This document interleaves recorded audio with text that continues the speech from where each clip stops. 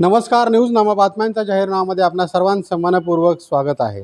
लातूर जिल्हा काँग्रेस कमिटीच्या जिल्हाध्यक्षपदी अभयदादा साळुंखे यांची काँग्रेस श्रेष्ठींनं निवड केलेली आहे. कालच त्यांनी पदभार घेतलेला आहे. आगामी स्थानिक स्वराज्य संस्थांच्या निवडणुका आणि अभयदादा साळुंखे यांचा स्वभाव पाहता ते कशा पद्धतीने येणाऱ्या काळात भाजपा आणि महायुतीसोबत फाईट करतील हे त्यांनाच आपण दस्तूरखुद्द विचारूया. सर, आपलं स्वागत आहे न्यूजनामामध्ये. सर्वप्रथम पहिली प्रतिक्रिया काय दादा? तुम्ही जिल्हाध्यक्षपदी विराजमान झालेला आहात. तुम्ही मूळचे विद्यार्थी सेना शिवसेनेचे कडवट शिवसैनिक म्हणून तुमची ओळख होती. आपण काँग्रेसमध्ये आलात आणि आता जिल्हाध्यक्ष झालात. काय सांगाल? नेत्यांचा विश्वास आणि नेत्यांनी दिलेली संधी, एवढी मोठी ऐतिहासिक पार्श्वभूमी असणाऱ्या एवढ्या मोठ्या पक्षाचं लातूरसारख्या महत्त्वाच्या जिल्ह्याचं जिल्हाध्यक्षपद पक्षानं दिलं आहे. या दिलेल्या जबाबदारीचं भान ठेवून येणाऱ्या काळात काम ठेवून करणे एवढीच त्या ठिकाणी सध्याची विचार आहे. कसं ॲडजस्ट केलात तुम्ही स्वभावाला? विद्यार्थी सेना ते शिवसेना, मनसे आणि आता काँग्रेस असा तुमचा प्रवास राहिलेला आहे. काय सांगाल? इथली संस्कृती वेगळी आहे, इथली विचारधारा वेगळी आहे, इथली परंपरा वेगळी आहे आणि इथला इतिहास जर आपण पाहिला तर वेगळा राहिलेला आहे लातूर जिल्ह्याचा. नाही, मी एक गोष्ट इस्माईलभाई तुम्हाला आवर्जून सांगू इच्छितो. भारताची ओरिजिनल जी संस्कृती आहे, स्वामी विवेकानंदांनी, संत ज्ञानेश्वरांनी त्यांच्या पसायदानातून, स्वामी विवेकानंदांनी जगाला शिकागोमधल्या सर्व धर्म परिषदेत जो हिंदू धर्म सांगितला तो सहिष्णुतावादी आहे. पसायदान सहिष्णुता आहे, सर्वसमावेशकता हा हिंदू धर्माचा स्थायी भाव आहे, किंबहुना भारतीय संस्कृतीचा स्थायी भाव आहे. आणि ते भारतीय संस्कृती, पसायदान आणि काँग्रेस ह्याच्यात काहीच फरक नाही.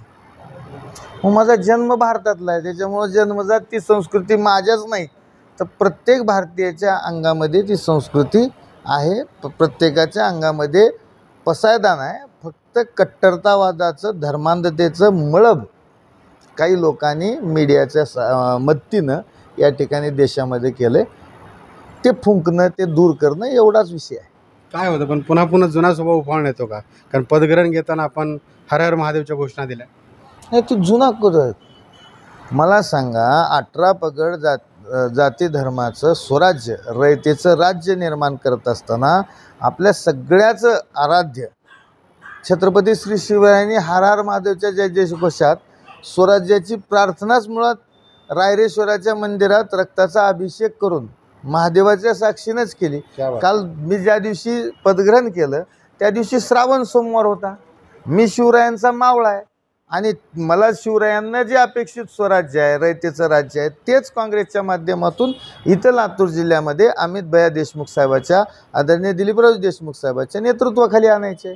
मग हर हर महादेवच्या जयघोषानंच ते मी आणणार, त्याच्यात अदरवाईज काहीच नाही. उलट तो आमचा हक्क आहे आणि आम्हीच म्हणजे महादेवाचे आणि शिवरायाचे वारस आम्हीच आहोत. अगदी बरोबर आहे दादा. असं म्हटलं तुमचे शुभचिंतक काही असं म्हणतात की दादा ज्या अशा वेळेस झाले जिल्हाध्यक्ष, बुडत्या नावेमध्ये दादांनी प्रवेश केलेला आहे. कारण स्थानिक स्वराज्य संस्थेच्या निवडणुका पुढे आहेत. 6 पैकी केवळ 1 आमदार, लातूर शहराचे जर आमदार सोडले तर 5ही आमदार महायुतीचे आहेत. खासदार तुमचे आहेत, परंतु स्थानिक स्वराज्य संस्थेमध्ये बहुतांश ठिकाणी भाजपा आहे, राज्यात भाजपा आहे, केंद्रात भाजपा आहे. अशा परिस्थितीमध्ये तुम्ही कशा पद्धतीनं तुमच्या पक्षाला पुढे घेऊन जाणार आहात? तसं ज्यांनी कोणी तुमच्यापाशी म्हणलेत ना, बिचारे अज्ञानी आहेत. त्यांना ज्ञानाचा आणि त्यांचा संबंध आलेला नसेल कदाचित, त्याच्यामुळे त्यांनी तसं बोलले असतील. विषय एक लक्षात घ्या, कपडे बदलता येतात, शरीरामधलं रक्त बदलता येत नाही. बरोबर. आत्मा बदलता येत नाही, श्वास बदलता येत नाही. काँग्रेस हा भारताचा आत्मा आहे, श्वास आहे, रक्त आहे, शरीर. भारत आणि काँग्रेस 2 वेगळ्या संकल्पना नाहीतच. परंतु सुदृढ शरीरसुद्धा कधी कधी आजारी पडतं, त्याला ॲडमिट करावं लागतं. तसं गेल्या 11 वर्षापासून आजार आहे, तो आजार दुरुस्त होणार आहे. त्याच्यामुळं काही ग्लानी वगैरे काही नाही. धर्मालाही ग्लानी येत असते, सत्यालाही ग्लानी येत असते. प्रभू रामचंद्राला वनवासात जावं लागलं, पांडवाला वनवासात जावं लागलं म्हणून ती फेल होते का? म्हणून अपयशात होते का? ग्लानी धर्मालाच येत असते, सत्यालाच येत असते आणि ती ग्लानी जाते असते. ईश्वरच तशी रचना करत असतो. भारताला लागलेली 11 वर्षापासूनची ग्लानी जी आहे ती जाणार आहे आणि राहुलजी त्यासाठी तयार आहेत. कशी फाईट असणार आहे येणाऱ्या काळात? आगामी स्थानिक स्वराज्य संस्था, जिल्हा परिषद, नगरपंचायत, पंचायत समित्या, लातूर शहर महानगरपालिका, कंबर कसल्या विरोधकांनी तुमच्या विरोधात काय, तुमचं कसं असणार आहे नियोजन? बँड लावून काँग्रेसचा झेंडा फडकवण्यात येईल. या सगळ्या संस्थावर काँग्रेस आणि काँग्रेसच विजयी होईल एवढं लक्षात ठेवा.